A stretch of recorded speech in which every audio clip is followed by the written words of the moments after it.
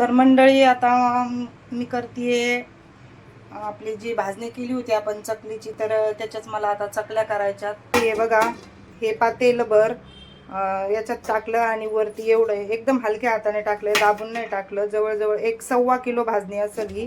तुम्हाला तर माहीतच आहे, 4-5 दिवस झाले पीठ बनवून, पण चकली करण्यात आली नव्हती. तर म्हटलं आज करूया. तर ही भाजणी घेतली मी. तर हे 1.5 पातेला भाजणी होती. तर मी आता पाऊण पातेला पाणी घेतलंय. हे जेवढी भाजणी त्याच्या निम्म पाणी घेतलंय मी.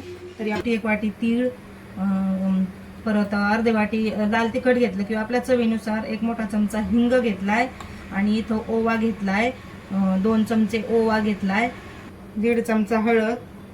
तर पाण्याला उकळी आली तर त्याच्यामध्ये मी टाकते मोहन म्हणून 1 चमचा तेल टाकते.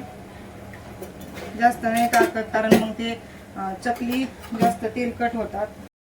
तर आपले जे काही मसाले आहेत ते पाण्यामध्ये टाकायचे. त्याच्यानंतर छान त्याच्यामध्ये भाजणी मिक्स करून घ्यायची आणि नंतर मग त्याच्यावर झाकण ठेवायचं 10 मिनिटासाठी. ते वाफेवर छान शिजू द्यायचं.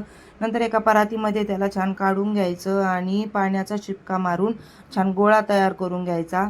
गरम पाण्याचा शिपका द्यायचा आणि गोळा बनवून घ्यायचा. तर गोळा बनवल्यानंतर आपला जो काही चकलीचा सोरा असतो त्याला आतून छान तेल लावून घ्यायचं. त्याच्या जी प्लेटला असं पण तेल लावून घ्यायचं, कारण ते मग चिटकत नाही. आणि जी खरबरीत साईड असते प्लेटची ती बाहेरच्या साईडला ठेवायची. त्याच्यामुळे काटे छान पडतात चकलीला. तर तुम्ही पाहू शकता की मी गोळा कसा छान मळून घेतलेला आहे. तर प्रत्येक वेळेस गोळा छान असा मळून घ्यायचा आणि तेलाचं टेम्परेचर हे गरम होऊ द्यायचं. तेल छान कमी गॅसवर तेल छान कडकडीत गरम होऊ द्यायचं आणि नंतर मग आपल्या ज्या चकल्या असतात त्या तेलात सोडायच्या. तर कमी गॅसवरच सगळ्या चकल्या तळून घ्यायच्या. अगोदर त्याला 4 मिनटं हलवायचं नाही, नंतर त्या पलटी मारायच्या. आणि चकल्या तयार झाल्या कशा ओळखायच्या, तर त्या तेल असं शांत होतं आणि बुडबुडे कमी होतात यायचे. तर तुम्ही पाहू शकता की तिथं आपले चकल्या आता तळून तयार झालेल्या आहेत. खुसखुशीत अशा कुरकुरीत चकल्या रेडी.